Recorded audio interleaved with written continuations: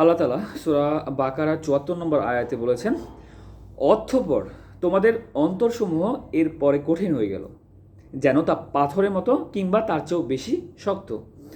আর নিশ্চয়ই পাথরের মধ্যে কিছু আছে যা থেকে নহর উচ্চারিত হয়, আর নিশ্চয়ই তার মধ্যে কিছু আছে যা চূর্ণ চূর্ণ হয়, ফলে তা থেকে পানি বের হয়।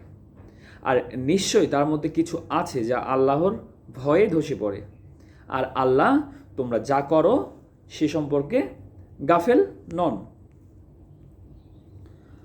অর্থাৎ বিগত মজিজাসমূহ এবং হতকে পুনরায় জীবিত করার যে জলজন্ত ঘটনা দেখার পরেও তোমাদের অন্তরে আল্লাহর প্রতি প্রত্যাবর্তনের উৎসাহ এবং তওবা ও ক্ষমা প্রার্থনা করার আগ্রহ সৃষ্টি হয় না, উল্টো তোমাদের হৃদয় পাথরের মতো কঠিন হয়, বরং তার চেয়েও বেশি শক্ত হয়ে গেল।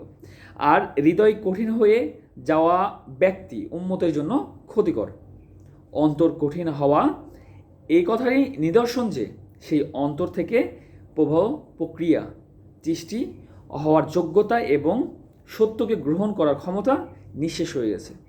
এরপর তার সংশোধনের আশা কম, বরং সম্পূর্ণভাবে ধ্বংস হয়ে যাওয়ারই আশঙ্কা বেশি।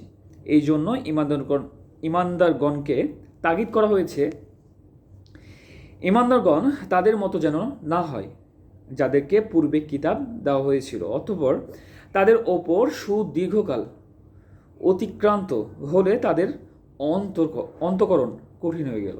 সূরা আল হাদিদ। আচ্ছা,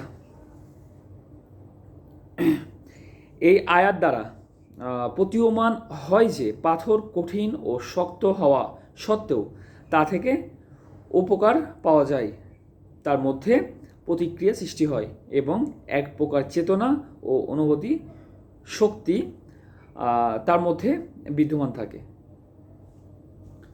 সবাইকে বোঝার মতো তৌফিক দান করুক। সবাই ৫ ওয়াক্ত নামাজ পড়বেন এবং আল্লাহ যা পাঠিয়েছেন তা গ্রহণ করবেন এবং তাতে আমল করবেন। আল্লাহ হাফেজ।